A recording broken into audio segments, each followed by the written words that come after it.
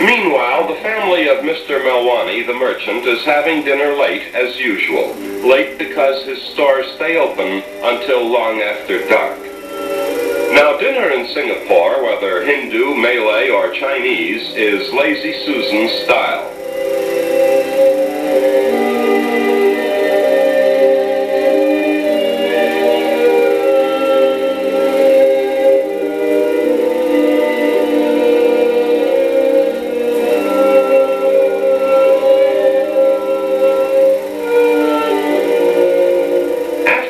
Mrs. Melwani dresses for the theater, and the last touches are the usual markings on her forehead.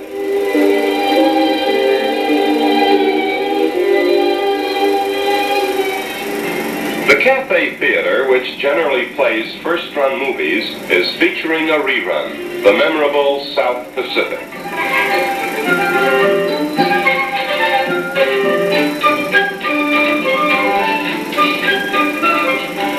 After the movies, the Melwanis might stop at the cafe, restaurant, and nightclub. The food is excellent, the dance floor is big and seldom crowded, and there's just enough entertainment to keep the customers happy.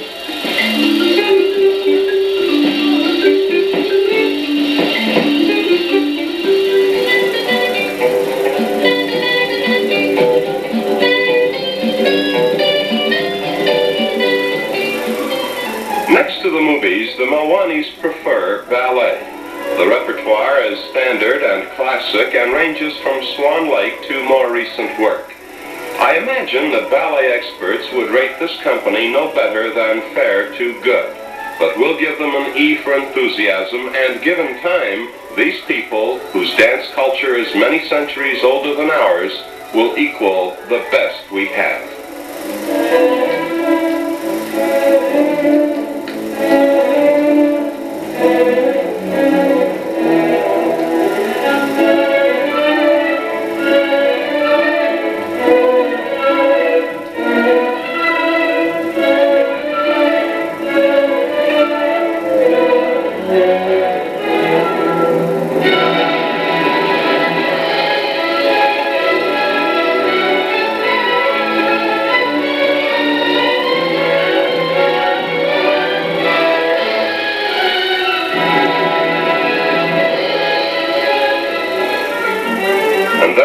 In Singapore, the Golden Pearl, who cannot dance or read or write, and so at sundown after the shadows fall, they attend night school to learn their mother tongue.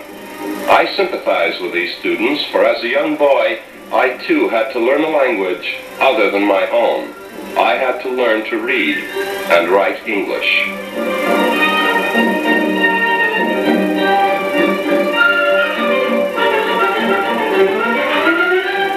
In just a moment, ladies and gentlemen, we'll resume our tour of Singapore at sundown after the shadows fall. Now let's pause briefly for this announcement from our sponsor.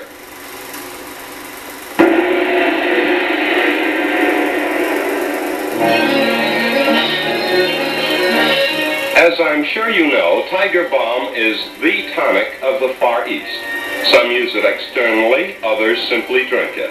Anyway, it made a millionaire of its originator, who showed his gratitude by creating Tiger Balm Gardens, this one in Singapore and the other in Hong Kong. Many of the figures are enormous, some are grotesque, all have symbolic meaning. There is no admission, and youngsters love it, even if it means nightmares when the Sandman comes.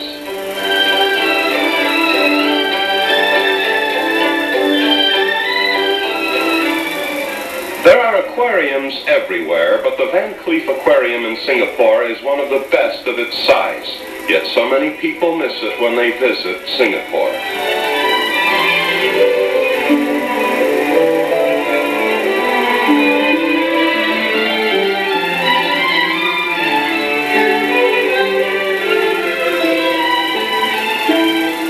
The Vancleef specializes in smaller species, especially some of the less common variety. And here's one I've never seen before. They look like slender leaves, but these are fish, the razorfish.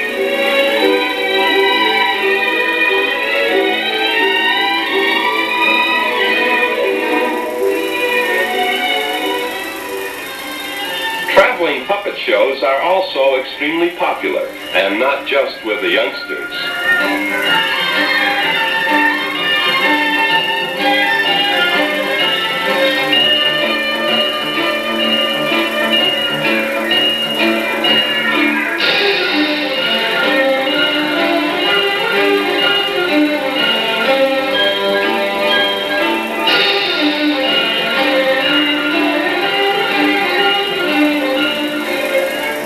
Singapore youngsters grow up in a hurry.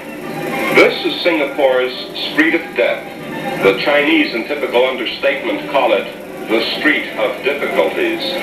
Now, according to Chinese belief, the deceased person first journeys to the underworld, then must earn merits to climb 18 steps to heaven. And so to provide the spirits of the dead with all the physical comforts of the long stay in hell, the Chinese make elaborate, bamboo-frame, paper-covered mansions, completely furnished down to the last detail.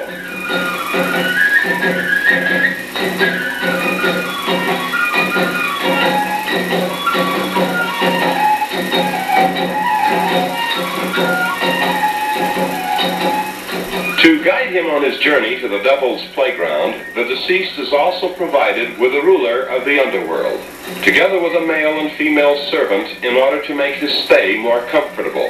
And here's a relatively recent addition, an automobile and a chauffeur. And there's more, a chest loaded with money, make-believe money drawn on the bank of hell. It's expected that the deceased may use some of this money to buy his way out of the underworld. Finally, when all of these elaborate arrangements have been completed, candles are lighted, prayers are chanted, and all of these symbolic worldly possessions are set afire so that the smoke may carry the images of these objects down to the other world.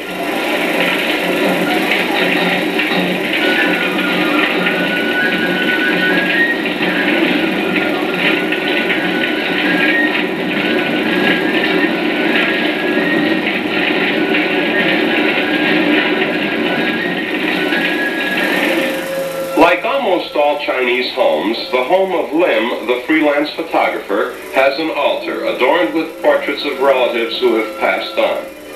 Prayers at this altar introduce the annual Hungry Ghost Festival, for the Chinese believe that once each year, the ghosts of recently departed ancestors will return for a brief visit on Earth. Well, when these spirits return, they will of course be hungry, hence the name, the Hungry Ghost Festival. The family table is loaded with food, and all of the necessary eating and drinking utensils are in place. The Festival of the Hungry Ghost isn't merely a personal celebration, but a community affair as well. Joss sticks are burned at the temple, prayers are said over and over, tables everywhere bulge with food, and candles are burned to light the way for the hungry ghosts. Yes, and more paper money is burned to meet the expenses of the long journey.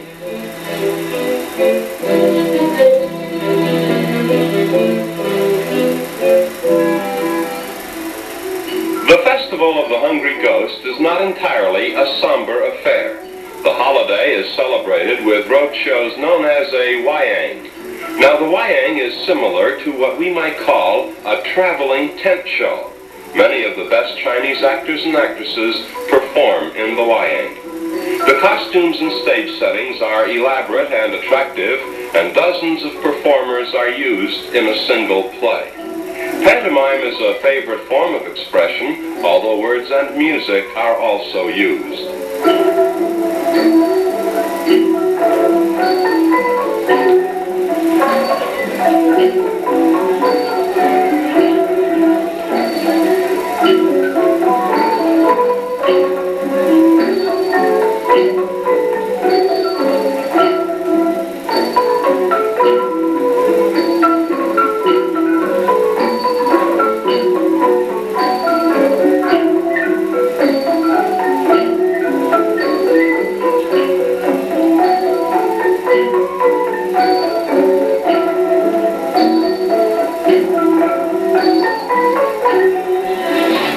shops of Singapore are full of brightly colored lanterns and balloons and fish toys, it's a sure sign that the Mooncake Festival is at hand. This festival honors the Lady of the Moon, who, 'tis said, appears on the day of the first full moon in September.